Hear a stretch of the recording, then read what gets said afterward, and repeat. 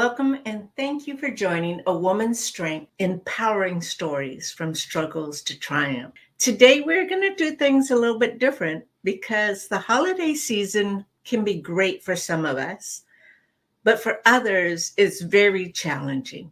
Our topic for today is Who You Are is a Gift. 3 tips to shift out of the holiday funk. So grab a pen and paper. Make sure to write down the questions, the action steps I'm going to give you. We're going to make a shift, okay? So instead of feeling down during the holiday season, we're going to use that energy to discover you and build yourself up for 2024. How does that sound? I'm going to share with you the 3 tips. Tip number 1, explore and discover your gifts. Tip number 2, we're going to talk about what holds you back. And tip number 3 is ways to move forward with goals. I really want to help you break out of the funk with these 3 tips. Let's flip that feeling of sadness to discover you and build yourself up. This is very near and dear to me because I was stuck in this place for decades. You know, something inside of me did not feel worthy. I did not feel smart enough. I didn't feel pretty enough or talented enough. So I just settled and muddled through life. I spent a lot of years not understanding my gifts, which ties into my self-worth.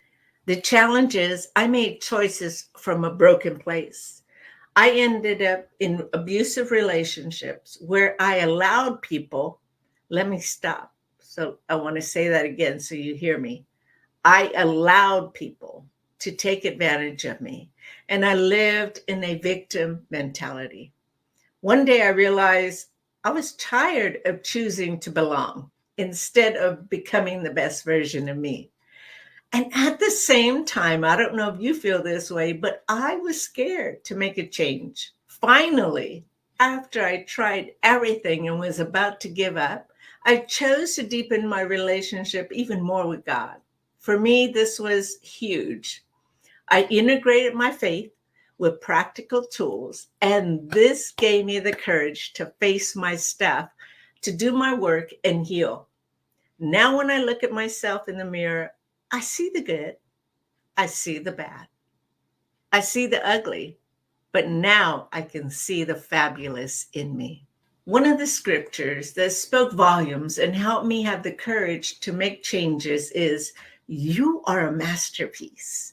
You are remarkably and wonderfully made." It keeps me going even today. Each one of us is a one-of-a-kind work of art, a masterpiece, which means that each one of us is priceless. Who you are is a gift. When you can receive that knowledge and stand in it, you can begin your healing. Okay, so the time that we have together, I'm going to provide you with tools. I'll give you insight so you can further explore your gifts.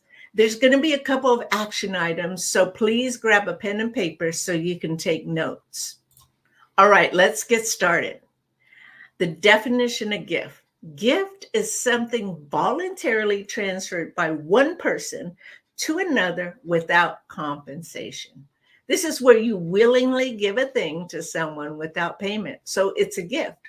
For example, if you are a person who's always helping people, helping them to move, to do something on the computer, be a listening ear, give an encouraging word, these things in itself are gifts, and you are being a gift to others. How about that? Now you know a couple of your gifts. So let's move into tip number 1, explore and discover your gifts. I use a worksheet called the List of Threes. It helps you discover you. For the sake of time, I'm going to give you only 2 questions off of that list. So grab your pen and paper because these are the 2 questions I want you to ponder on after this podcast. Number 1, name 3 things you enjoy doing. And not just enjoy doing. These are 3 things that bring you such joy. And for some reason, energizes you. Like when you do that particular thing, you just feel like you're on fire and you could do that all day long. Question number 2, name 3 things you've always wanted to do, but you haven't. I'm going to restate the questions. Question number 1, name 3 things you enjoy doing, and not just enjoy doing, but that they bring you joy when you do them. They energize you and you feel like you're on fire and you could do that particular thing all day long. That's question 1. Question 2 is name 3 things you've always wanted to do, but you haven't.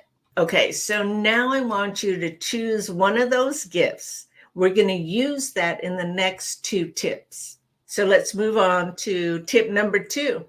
Let's talk about the hindrances. What holds you back from what you want to do? There is a saying, I don't know if you heard this. Here it is. And it goes like this.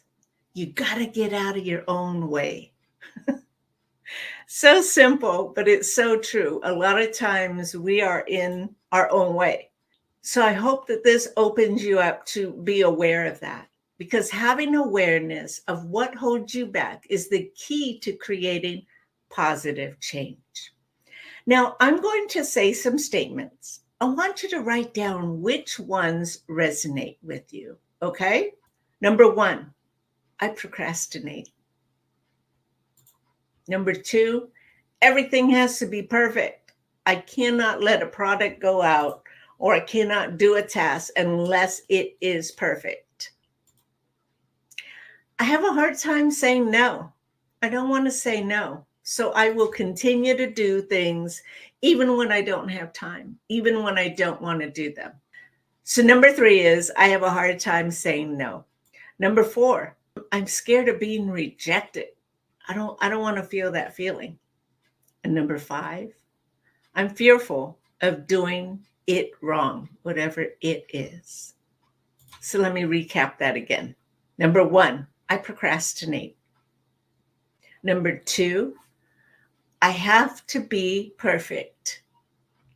Number 3, I have a hard time saying no.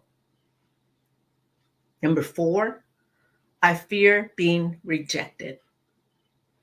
And number 5, I'm fearful of doing it wrong, whatever it is. It is essential to clarify your blocks and obstacles. Why? Because 99.9% of the time, this is what keeps you stuck.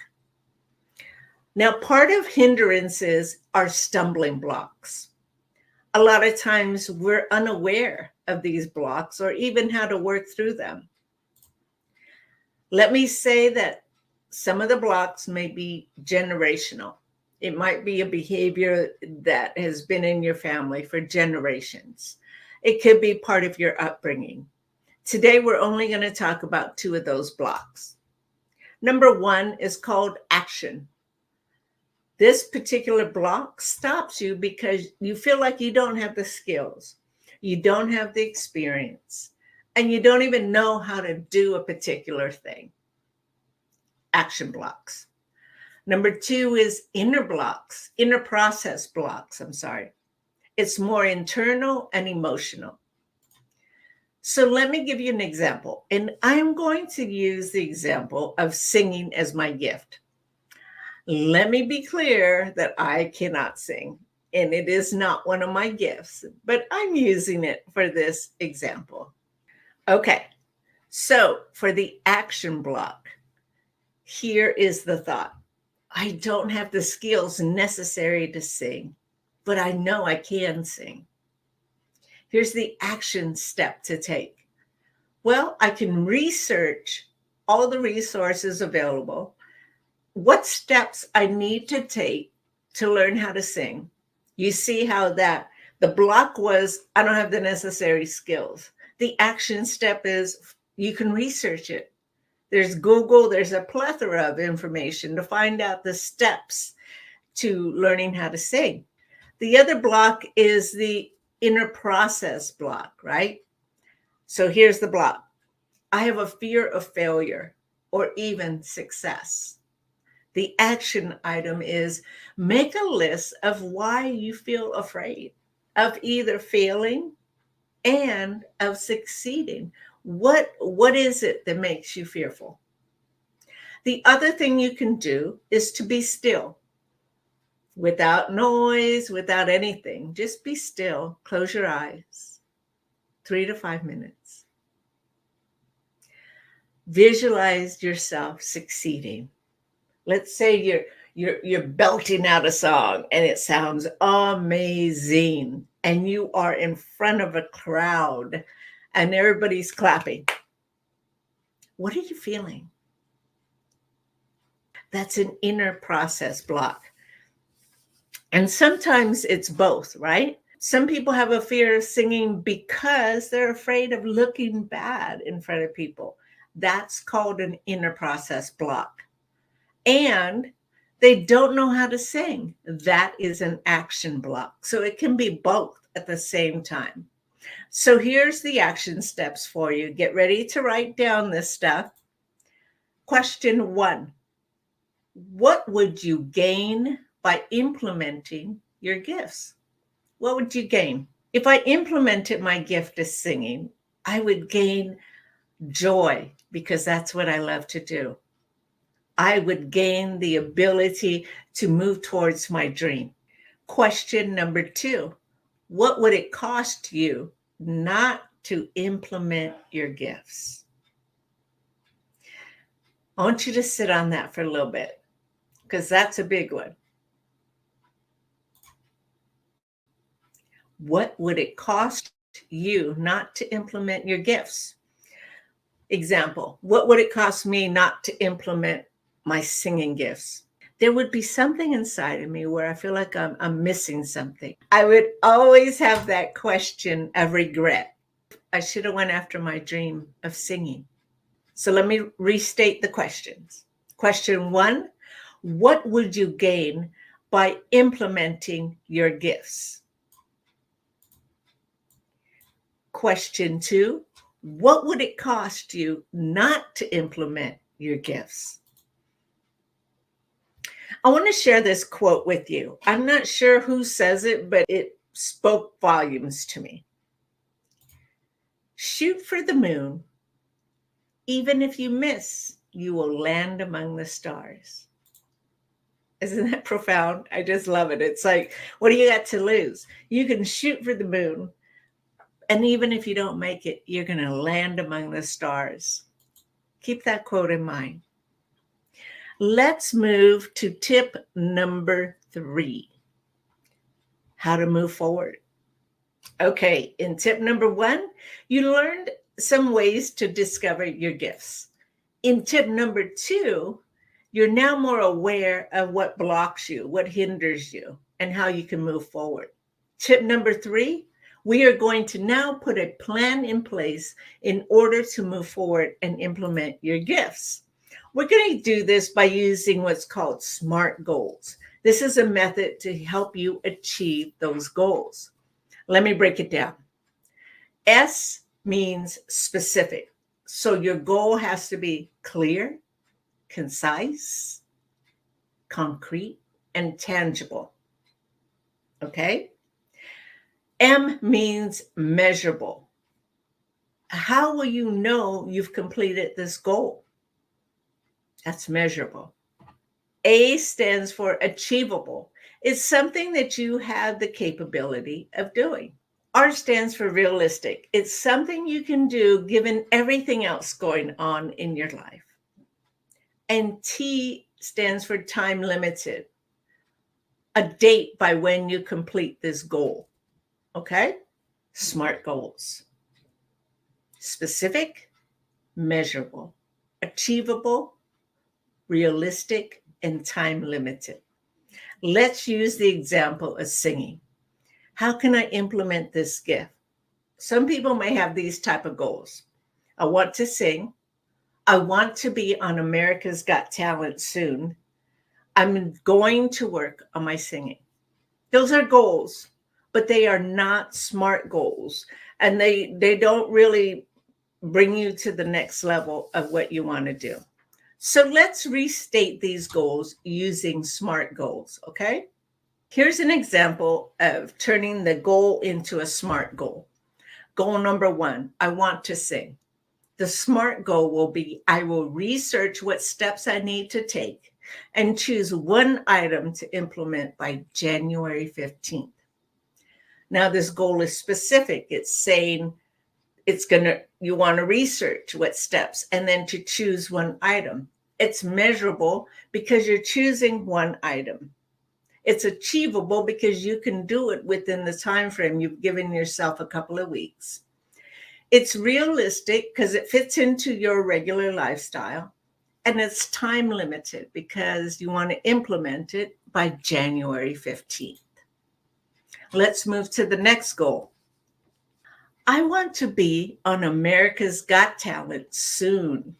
Let's turn that into a SMART goal, okay? I will choose 4 vocal coaches and schedule meetings with each one of them by January 30th. It is specific, it's measurable, it's achievable, it's realistic, and it fits within your time frame. Okay, let's move to the third goal. I'm going to work on my singing. Let's make it into a SMART goal. I will choose a vocal coach to begin training by February 15th. Very short, but it is specific, right? Because you're making a point that you're going to choose a vocal coach. It's measurable because you're choosing one coach and you're choosing the deadline date. It's achievable because it's not a huge task you're taking on. It's realistic because it fits into the schedule that you have. And it's time limited because you're going to begin training on February 15th. So now I want you to pick one gift. So grab your pen and paper because I want you to pick one gift and write some SMART goals. Remember, it has to be specific, measurable, achievable, realistic, and time limited. All right? Maybe you just want to make a note of that and then delve into it a little bit later. Okay, so let's recap. I gave you tips on how to discover your gifts. We talked about what holds you back. And I gave you the SMART method so that you can move forward with your goals. I hope you got something of value from this. Remember to flip the feeling from sadness to discovering you and build your new self for 2024. Before we close, I want you to remember a couple of things. You are not alone, and you have the power to choose the trajectory of your life. You have that choice, and you have the power within. The second thing I want you to remember is I can help you with these tips. I invite you to your complimentary clarity call so you can create a mini plan and move forward in 2024. The complimentary call is all for you. It's a one-on-one. It's all about you. It's a safe place where you can speak your piece and decide how you want to move forward in 2024. So go to my website, movingforwardforlife.com, and schedule your free call. I've got about 5 spots that I'm opening up after this podcast. Another thing I want to mention is this is my last podcast for 2023. My next one is January 12th, 2024. I'd like to end with some parts of a song by Karen Drucker. I love this song, and I hope that it brings you some clarity, some hope. I am a gift. No matter what age, no matter how I look, there's beauty in each stage. I'm a gift. I'm loved really well. And every year I've lived has a different tale to tell. So I make this vow and I say it with love. I'm perfect and whole and enough. And I am a gift. I wish you and your family a very Merry Christmas and a Happy New Year. Bye until next year.